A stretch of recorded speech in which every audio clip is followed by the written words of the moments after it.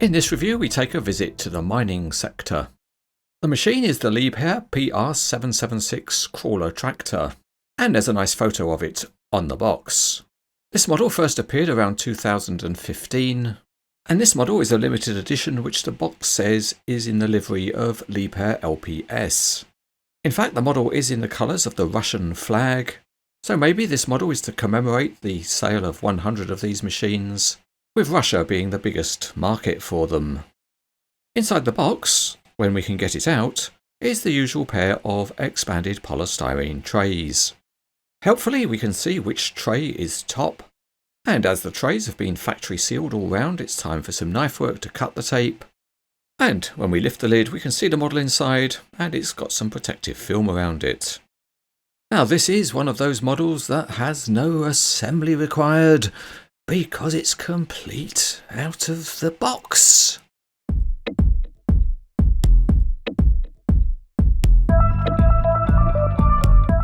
Before we start, just a reminder that you can see a lot more about models on the Cranes Etc. website, and the link to it is in the video description below.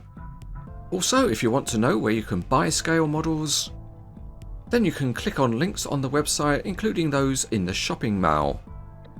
And listed here are dealers that sell models in countries across the world.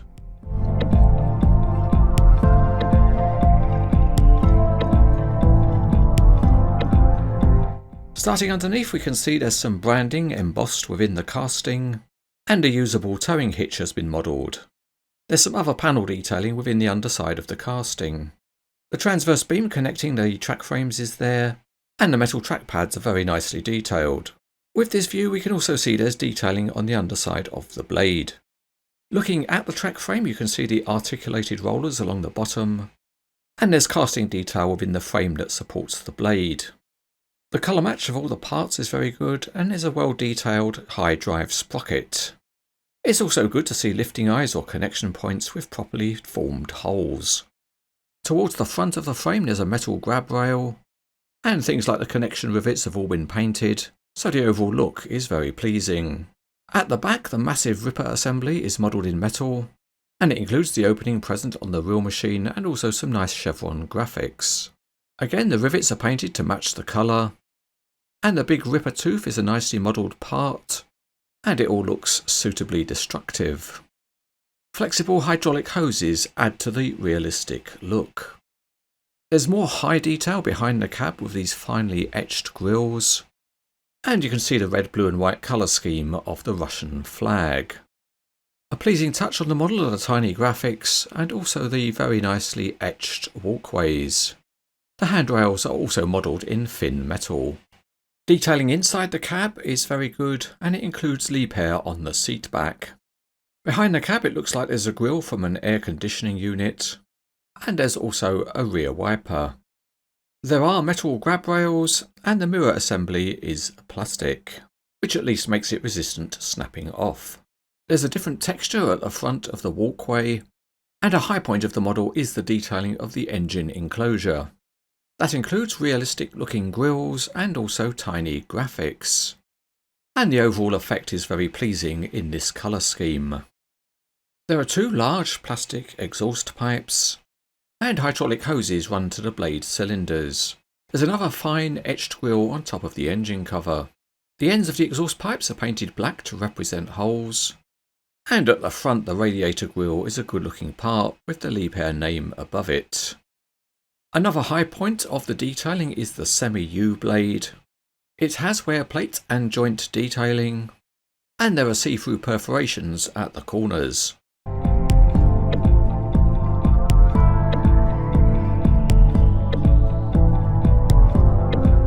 Let's have a look at the features of the model, and as usual we start in laid back mode.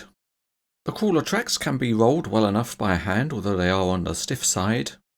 And the model engineering is also very good with the transverse oscillation of the tracks. The tracks are too stiff to roll on a smooth surface, but if we put the model on the patented Cranes Etc. rough surface, then as long as there's some downward pressure on the model the crawler tracks will roll, although they're not the smoothest running in the fleet. Looking close up, a nice aspect is the articulated rollers, and they move freely, although the rollers themselves don't rotate. Tension in the tracks is maintained in the usual way with a spring-loaded idler, and the pinned track links won't all spring apart when they're not under tension. We can also take another look at the transverse oscillation of the track frames, and that does give a decent range of movement when working on uneven ground. At the back of the PR776 is this large ripper frame assembly, and the large hydraulic rams that control it are quite stiff, so they'll maintain any pose that you set. And you can certainly get the ripper cutting at a decent depth in your desktop if you want it.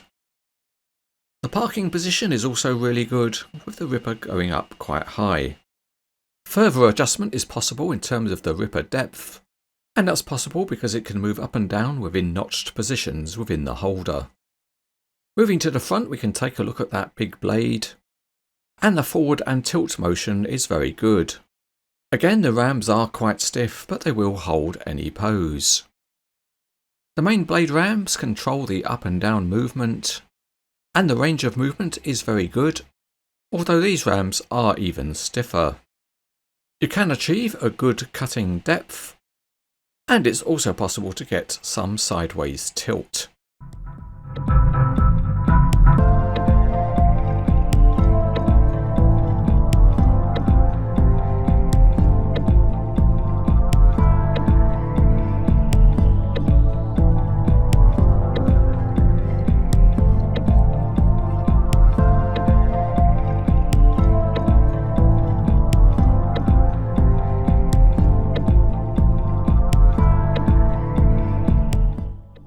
This is a really nice crawler tractor model from WSI.